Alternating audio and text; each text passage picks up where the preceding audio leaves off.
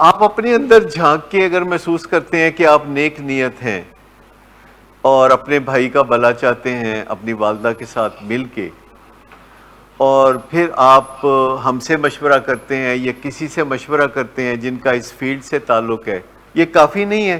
وہ ضروری تو نہیں، کیونکہ جس برین میں مسئلہ ہے وہ برین ججمنٹ نہیں کر سکتا. تو اگر ہم یہ چاہیں، جیسے آج آپ آئے تھے تو آپ نے کہا کہ جی اس نے مجھے کہا ہے کہ جب آپ آئیں تو رات کے 9 بجے کیمرہ نمبر 13 کو ضرور چیک کریں، وہ مجھے لڑکا میرے آگے سے گزرا تھا، تو یہ آپ نے ضرور چیک کرنا ہے. تو میں نے کہا اس کا مطلب ہے کہ اب آپ ان کی لیڈرشپ کو قبول کر چکے ہیں. کئی دفعہ ایسا ہوتا ہے نا کہ انکانشیسلی آپ ایک لیڈرشپ کو قبول کر لیتے ہیں. سوال یہ پیدا ہوتا ہے کہ اگر کوئی لڑکا آگے سے گزر بھی گیا تھا تو اس سے کیا فرق پڑتا ہے. اور جو لڑکے کام کرتے ہیں اسسٹنٹ مینیجرز جن کو ہم کہتے ہیں، یہ جونیئر کاؤنسلرز کہتے ہیں ان کو، تو وہ ایک بہت نیکی کا کام کر رہے ہوتے ہیں. یہ آسان کام نہیں ہے. اور نشے کے مریض کو وہ کیوں ستائیں گے کہ اس کے آگے سے گزر جائیں، کہ اس کو برا لگے تو پھر دوبارہ آگے سے گزر جائیں. وہ اس طرح نہیں کرتے. وہ ان کو یہ ضرور کہہ رہے ہوتے ہیں کہ اچھا اپنے اپنے کمرے میں رہیں، ایک دوسرے کے کمروں میں نہ جائیں، اچھا یہ آپ یہ کام نہ کریں، وہ کام کر لیں، وہ کلاس میں چلیں، کپڑے بدلیں، نہا لیں. تو مجھے یہ بتائیں کہ جب کوئی ہمیں ہمارے ارد گرد یہ کہہ رہا ہو کہ ان اٹھو، جاگ پڑھو، صبح 9 بج گئے ہیں، تیاری پڑھو، ناشتہ کرو، کپڑے بدلو، نہاؤ، کلاس میں جاؤ، گروپ میں جاؤ، تو مجھے بتائیں کہ وہ بندہ ہمیں کیسا لگے گا. اچھا نہیں لگے گا. ٹھیک ہے. تو وہ ایک ایسی ڈیوٹی کر رہے ہوتے ہیں، تھینک لیس ڈیوٹی کر رہے ہوتے ہیں کہ جس میں پیشنٹ ابھی ذہنی طور پر صحت مند نہیں ہوتا. اور جب پیشنٹ ذہنی طور پر صحت مند ہو جاتا ہے وہ گھر چلا جاتا ہے. تو ہمارے پیشنٹس جو پھر نئے آتے ہیں وہ ان کو ڈیل کر رہے ہوتے ہیں. تو یہ جنتی ہونے والا کام ہے جو کرتے ہیں ہمارے، اور جو نیک نیتی سے کرتے ہیں، جو دل سے کرتے ہیں، جو دل سے کرتے ہیں. کیونکہ میں سب کو یہ سبق دیتا ہوں اوپر سے لے کے نیچے تک، جو میرے ساتھی یہاں کام کر رہے ہوتے ہیں، کہ 2 کام ہمیشہ کریں کہ دل سے پیشنٹ کی رسپیکٹ کریں.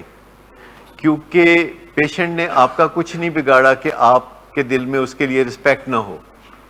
آپ دل سے اس کی رسپیکٹ کریں، بے شک زبان سے نہ کریں پر دل سے کریں.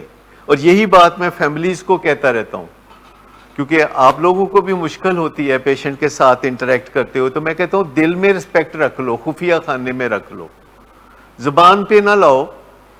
اگر مشکل لگتا ہے، آپ کو لگتا ہے کہ اس سے یہ چوڑ ہو جائے گا یا پھر اور تنگ کرے گا، بہت نظریے ہوتے ہیں گھر والوں کے، تو دل میں اس کی رسپیکٹ رکھ لو کہ یہ ایک انسان ہے جو مصیبت میں مبتلا ہے، اور انسان ہونے کے ناطے بیسک رسپیکٹ یہ ڈیزرو کرتا ہے دل سے. کیونکہ یہ کام زیادہ تر زمانے والے نہیں کرتے. نشے کے مریضوں کے ساتھ رسپیکٹ کرنا زیادہ تر معاشرے میں نہیں پایا جاتا.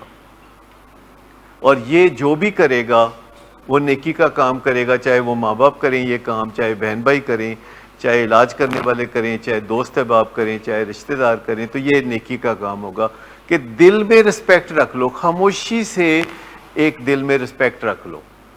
میں نہیں کہہ رہا کہ بہت آؤ بھگت کرو، گلے میں پھولوں کے ہار پہناؤ یا کچھ نعرے لگاؤ.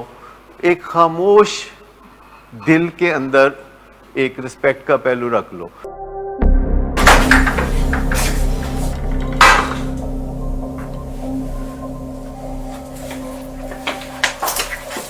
آج پھر بھی کرایا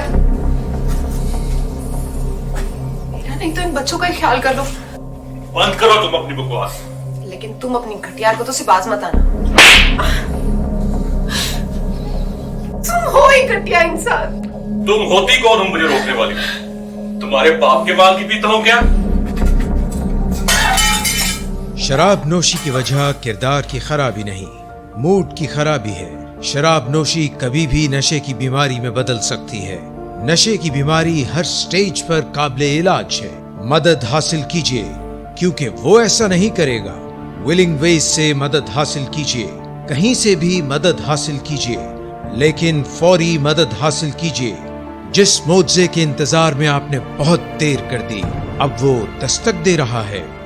मदद हासिल कीजिए, मदद हासिल कीजिए, मदद हासिल कीजिए।